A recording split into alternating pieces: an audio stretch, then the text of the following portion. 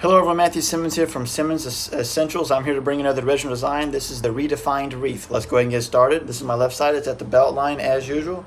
Let's slide this in and we're going to have that where you can see it. So I'm just going to come in. I'm just going to kind of put a mocha fold in there, mocha pinch. I'm going to bring this over to the top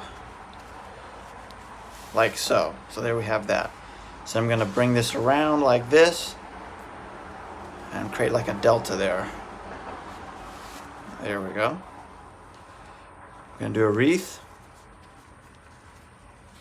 Come on and underneath there like that. And then I'm going to leave it like this. Leave a little space in there.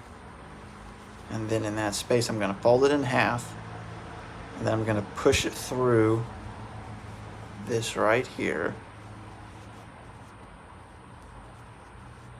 Technique from Linwood Darkest, Boris Mocha, all those guys. Both of these actually. Both of these techniques. Then I'm going to do a wreath. And I'm going to do a wreath actually.